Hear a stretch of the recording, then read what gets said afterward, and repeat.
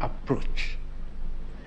Then if you look at you are able to ascertain the substantive truth of the election, then the next very important values, they call them values, is to try to get finality and stability.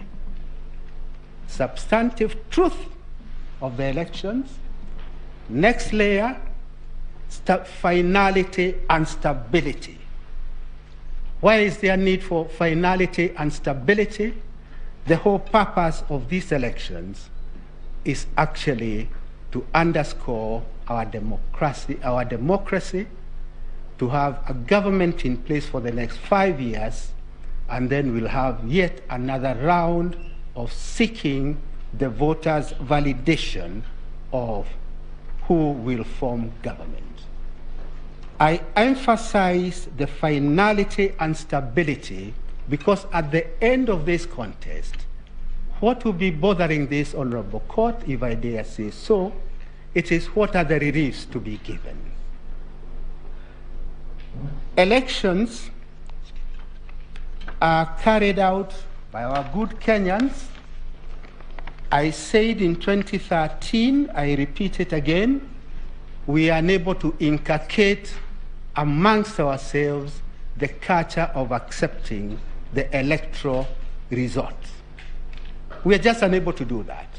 Maybe it is in our psyche, maybe it's in our makeup, but we are unable to do that. Because we are unable to do that, we must then come to this honorable court to try and resolve that dispute in a very unfair way, because the dispute ought to have been resolved by the electorate. In my submission, when you look at this case, devoid of lawyers' arguments, you find it is based on certain planks. Plank number 1, Form 34A was hijacked mid-air,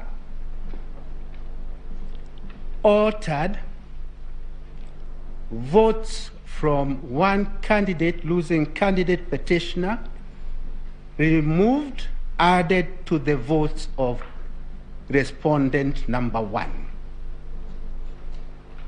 That is a major plank of it.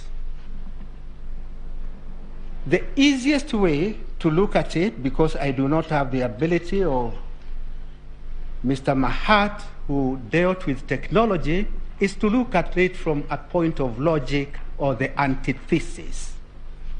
The antithesis being this: if that is true, from a point of logic, show us one Form 34A in the public portal, because that is where ultimately it landed, which differs with the hard copy at the polling station. Show us only one. Or show us a ballot box that people from outer space came and voted into, stuffed into it, and then all this hijacking in midair took place.